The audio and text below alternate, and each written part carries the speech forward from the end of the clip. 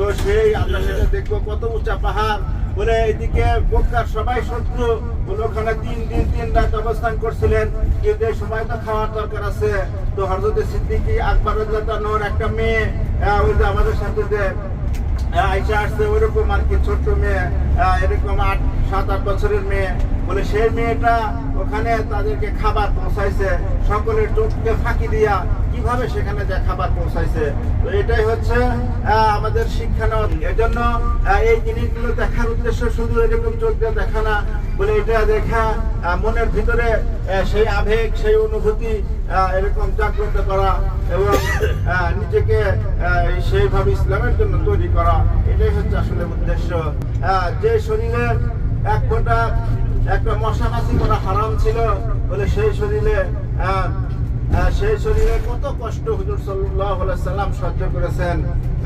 তো সেই জিনিসগুলো আমরা সচেতন আমরা দেখবো। জাবাল রহমত, জাবাল রহমত, এখানে আমাদের নবী সাহেব শেষ ভাষণ দিয়েছেন। এই পাখারে এখন উঠবো। হ্যাঁ হ্যাঁ হ্যাঁ।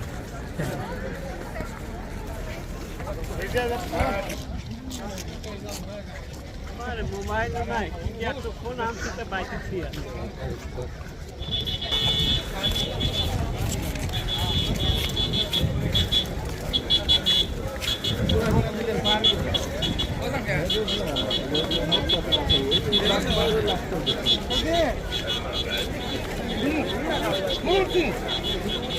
পানি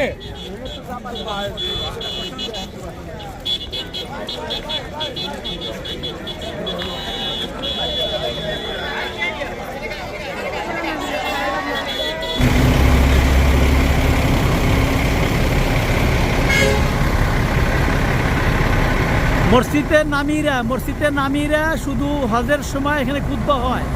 এই মসজিদে নামাজ হয় না। আরাফার ময়দানের এই মসজিদে নামাজ হয় না, শুধু হজের সময় খুতবা হয়। মসজিদের নাম মসজিদ নামিরা।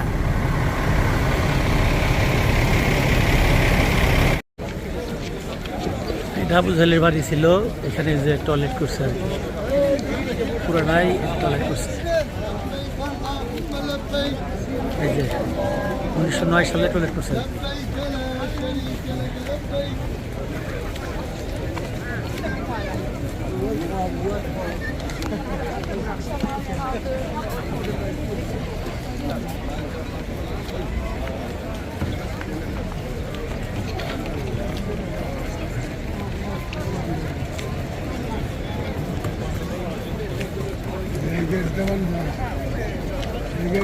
চাপে পড়ে মারা গেছে, বুঝছেন? এখন চারের সাইডে যখন মানুষ আসে তখন আর হলো ওই ভিড় ওরকমই করে। শয়তান ডালানো জায়গা, চারটা তালা করছে, 4টা হয়ে গেলে শয়তান ডালা। হজর নিয়ত করেন, ইনশাল্লাহ ওখানে নিয়ে আসা হবে।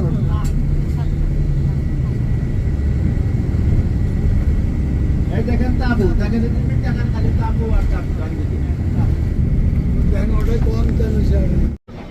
আর বাসার বাড়িতে একখানটা যে এরিয়াতে আছে, বিভিন্ন জায়গায় আছে। যখন এই মক্কার মধ্যে যখন তারা আইসে তখন এনে থাকে, বুঝছো?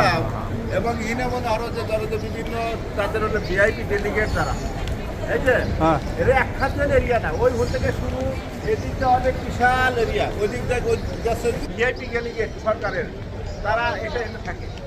বাসার আমন্ত্রিত যারা মেহমান বাসা যখন এখানে ধরো যে মক্কা আইছে তখন মনে দেখবো এনে থাকে, কথা বুঝছা? এটা হলো সত্যি বাসার বাড়ি। আচ্ছা।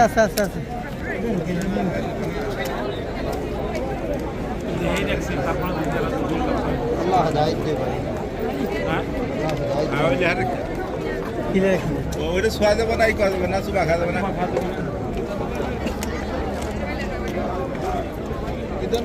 फोन तो मार्केट जाएगी थले अपना बंदा बेहला थले खलोने आ बंदे बेगा और इथे बाबा जी इधर ला কি আছে তো দেখা যায় না। যে আমি যদি বলি এই পাহাড়ের ওই পাশে বিশাল এক সৈন্য বাহিনী আছে যারা তোমাদেরকে হামলা করবে এবং তোমাদেরকে একবার শেষ করে দিবে, তাহলে কি তোমরা বিশ্বাস করবে? তো কইছে হ্যাঁ, আপনার কথা তো মিথ্যা হতে পারে না, আপনি যদি আমাদের শত্রু, কিন্তু আপনি যা করবেন আমার বিশ্বাস আছে। কিন্তু তোমাদের যদি তাই বিশ্বাস থাকে তাহলে মনে রাখো মৃত্যুর পরে একটা যে জীবন সেটা কঠিন জীবন।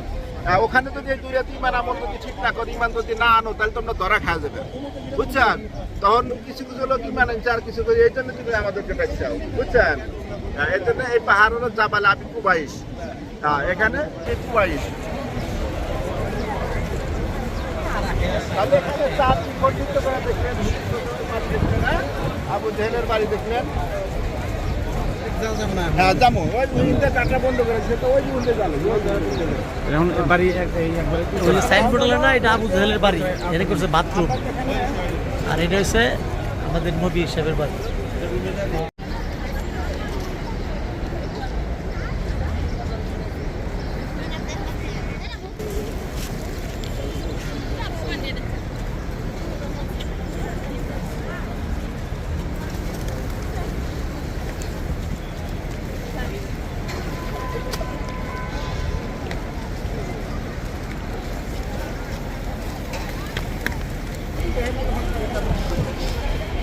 এই যে হলুদ যে ঘর, এই যে 2 তলা বিল্ডিংটা, এটাই নবী সাহেবের মা আমিনার ঘর।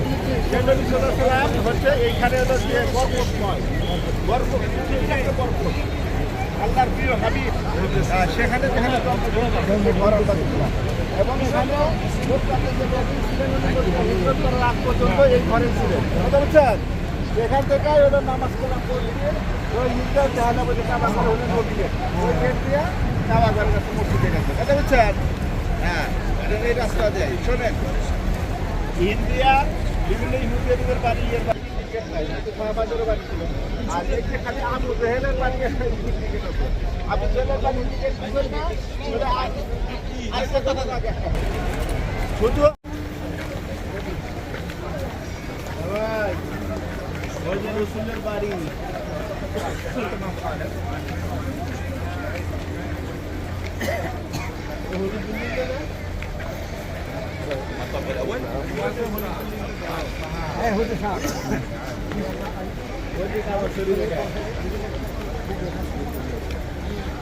এই যে এই হলুদ বিল্ডিংটা, 2 তলা হলুদ বিল্ডিংটাই নবী সাহেবের বাড়ি, ঠিক আছে? এটাই নবী সাহেবের বাড়ি আর কি। এই বাড়িতে উনি থাকতেন। আমরা এই রাস্তা দিয়ে আমরা এই রাস্তা যাতায়াত করতাম। এই পাহাড়, পাহাড় আরাফার মাঠ, আরাফার মাঠ, এটা আরাফার মাঠ। আগে আগে হলো খোলা মাঠে তারা থাকা লাগছে, এই জন্য হাজিরা যদি হলো এই যে ছাতা না নিয়ে আসতো তাদের যে কষ্ট হইতো এই খোলা মাঠের মধ্যে দাঁড়িয়ে থাকা। বুঝছেন? শুক্রবারে সহযোগী করে সবাইকে সরকার ছাতা দিচ্ছে।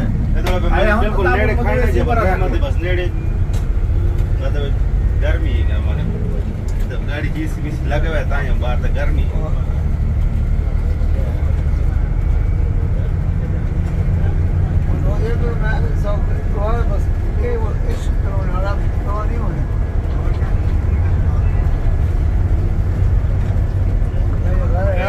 मस्जिद थी गई अगली मशहर अल हराम मुजल्लिफा निफास 9 ज़िलहज्जा दोबारा दीगर थी मगरिब ऐशा उधर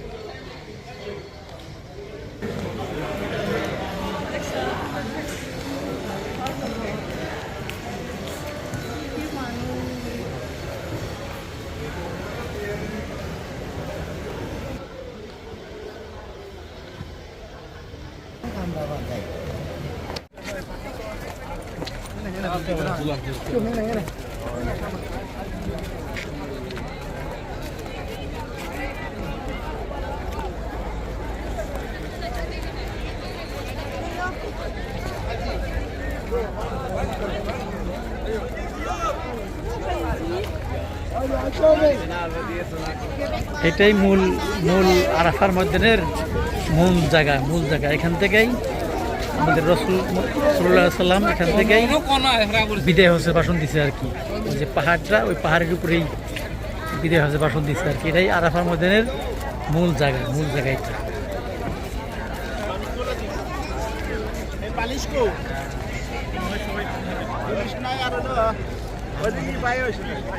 সুন্দর করে লোকটা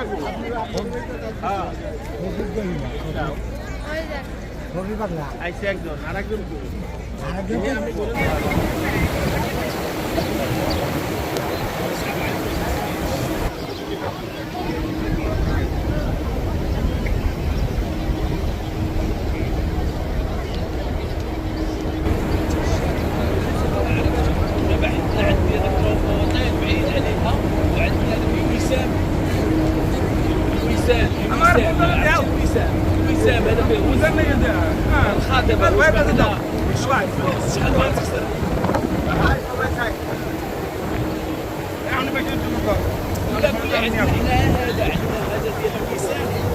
قريب شويه وهذاك الشيء عادي ولا شيء ما فيش لا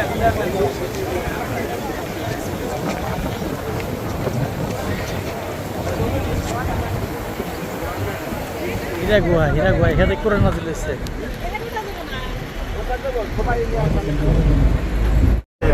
তো যখন সকাল হয়ে গেছে তখন কাফেররা হুজুর সাল্লাল্লাহু আলাইহি ওয়াসাল্লামের ঘরে ঢুকছে, ঢুকে দেখে যে চাদর পরে দিয়ে আছে। তো চাদরটা যখন ছড়াইছে তখন দেখে যে হুজুরের জায়গায় হযরত আলীকে দেখে কাফেরদের রাগ হয়েছে যে তুমি গা এখানে, বলে আমি এখানে গায়ে, এই কথা আমাকে জিজ্ঞাসা করো, তোমরাই তো পাহারা দিতে চাও। তো কাফেররা তখন আর কি করবে, তখন চতুর্দিকে তারা ছুটে গেল যে তাহলে মুহাম্মদ তো বের হয়ে গেছে। কাম ওই সময় হয়েছে যে যখন আমরা সুরাত বলতেছিলাম, তো তখন ওরা চতুর্দিকে বের হয়ে গেছে, কিন্তু তারা খুঁজে পায় নাই। হুজুর সাল্লাল্লাহু আলাইহি সাল্লাম একটা কৌশল অবলম্বন করলেন যে মক্কা থেকে মদিনার রাস্তা হচ্ছে আপনার এই উত্তর দিকে, কিন্তু হুজুর সাল্লাল্লাহু আলাইহি সাল্লাম এই দক্ষিণ দিকে গাড়ি সুরের দিকে গেলেন, যে এখানে যায় আমরা আগে একটু অবস্থান নিই, পরে হচ্ছে ওইদিকে যাওয়া যাবে। তো হুজুর সাল্লাল্লাহু আলাইহি সাল্লাম হযরত সিদ্দিক আকবর রাদিয়াল্লাহু আনহু বাড়িতে এসে মাত্র দরজা খুলে দিছে। তো হুজুর সাল্লাল্লাহু আলাইহি সাল্লাম বললেন, আবু বকর কি ব্যাপার, তুমি মাত্র দরজা খুলে দিলা? তো হযরত সিদ্দিক আকবর রাদিয়াল্লাহু আনহু বলেন যে হুজুর, যেদিন আপনি বলেছেন যে আবু বকর তোমাকে সাথে নিয়ে হিজরত করব, তো আমি সেদিন থেকে রাত্রে বিছানায় পিঠ দিই নাই, যে না জানি কখন এসে আমার হুজুর দরজায় টোকা দিবে আর আমি দরজায় ঘুরে থাকবো, এটা কত বড় বেদবি হয়ে যাবে। বলে সেদিন থেকে আমি বিছানায় পিঠ দিই নাই রাত্রে। তো সাথে সাথে হযরত সিদ্দিক আকবর দরজা খুলে দিছে। হযরত সিদ্দিক আকবরকে নিয়ে হুজুর সাল্লাল্লাহু আলাইহি ওয়াসাল্লাম গাড়ি হেরার দিকে বলে সেই গাড়ি ছুটে যায় হুজুর সাল্লাল্লাহু আলাইহি ওয়াসাল্লাম অবস্থান নিয়েছেন। হযরত সিদ্দিক আকবর কিছু ওই যে আপনাদের গর্তগুলি সাপের গর্ত এরকম জামা চিরা ওই সেই গর্তগুলো বুঝাইছে, বলে একটা গর্ত বুঝানোর মতো আর কোনো কাপড় নাই। তখন তার পায়ের গোসা দিয়া সেটা হুজুর সাল্লাল্লাহু আলাইহি ওয়াসাল্লামের শরীর ক্লান্ত, সিদ্দিক আকবর যত রানের উপরে একটু মাথা ঘুমিয়ে গেছে। তো হযরত সিদ্দিক আকবরের এরকম বীর্য দংশন করছে, তাও কিছু বলতেছে না। বলে হুজুরের গালের উপর আবু বকর এক ফোঁটা চোখের পানি টপস করে পড়ছে। হুজুরের ঘুম ভেঙে গেছে, দেখে যে আবু বকরের চেহারা লাল হয়ে গেছে। তো জিজ্ঞাসা করছে, আবু বকর কি হয়েছে? বলে এরকম বীর্য কামড় দিছে। বলে তুমি আমাকে তো বলতেই পারতে। বলে আমি বলি নাই যে বেয়াদবি হয়ে যাবে, আমার নবী এত কষ্ট করে একটু বিশ্রাম নিচ্ছে, আমি কিভাবে জাগাই? তো হুজুর সাল্লাল্লাহু আলাইহি ওয়াসাল্লাম একটু মুখের লালা নিয়ে সেই ধ্বংসিত স্থানে লাগিয়ে দিলেন। আর সাথে সাথে এরকম বীজ রান্না সব সেরে গেছে। তো সেই আমরা সেটা দেখবো কত উঁচা পাহাড়। বলে এদিকে মক্কার সবাই শত্রু, বলে ওখানে 3 দিন 3 রাত অবস্থান করছিলেন। কিন্তু এই সময় তো খাওয়ার দরকার আছে। তো হযরত সিদ্দিক আকবর রাদিয়াল্লাহু আনহুর একটা মেয়ে, ওই যে আমাদের সাথে যে আয়েশা আসছে, ওইরকম আর কি ছোট্ট মেয়ে, এরকম 7-8 বছরের মেয়ে। বলে সেই মেয়েটা ওখানে তাদেরকে খাবার পৌঁছাইছে, সকলের চোখকে ফাঁকি দিয়া কিভাবে সেখানে যে খাবার পৌঁছাইছে। তো এটাই হচ্ছে আমাদের শিক্ষা নেওয়ার জন্য তারা কি পরিমাণ কোরবানি করছে, কি পরিমাণ কষ্ট করছে। আর আজকে তো আমাদের কোনো খাওয়ার অভাব নাই, আমাদের পড়ার অভাব নাই, আরামায়েশের কোনো অভাব নাই। এর জন্য আমরা কি করতেছি, কতটুকুই আমরা কোরবানি করতে পারতেছি। এজন্য এই জিনিসগুলো দেখার উদ্দেশ্য শুধু এরকম চোখ দিয়ে দেখা না, বলে এটা দেখা মনের ভিতরে সেই আবেগ, সেই অনুভূতি এরকম জাগ্রত করা এবং নিজেকে সেইভাবে ইসলামের জন্য তৈরি করা, এটাই হচ্ছে আসলে উদ্দেশ্য। যে শরীরের এক ফোঁটা একটা মশা মাছি করা হারাম ছিল, বলে সেই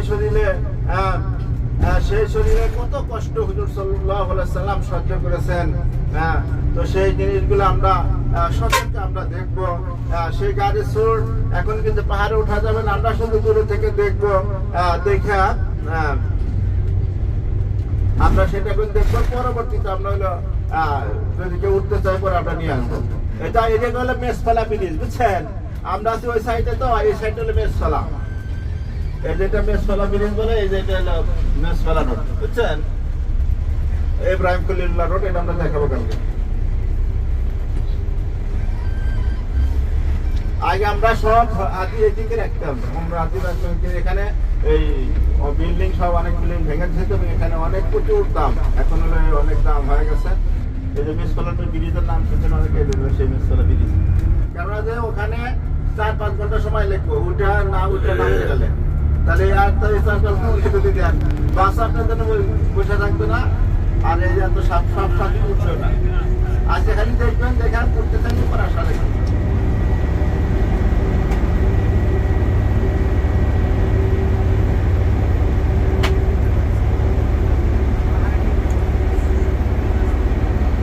পাহাড় দেখেন কি বিশাল পাহাড়। সেই পাহাড়ের মধ্যে বেশি থেকে এটা দেখেন রাস্তা বানাইছে। আগে কিন্তু এরকম রাস্তা ছিল না। তাহলে সাহাবারা কি পরিমাণ কষ্ট করে সেই পাহাড়ের চিপা দিয়ে বা অনেক ঘুরা টুরা তারা গেছে। এখন তো একবার তীরের মতো সোজা করে রাস্তা বানাইছে,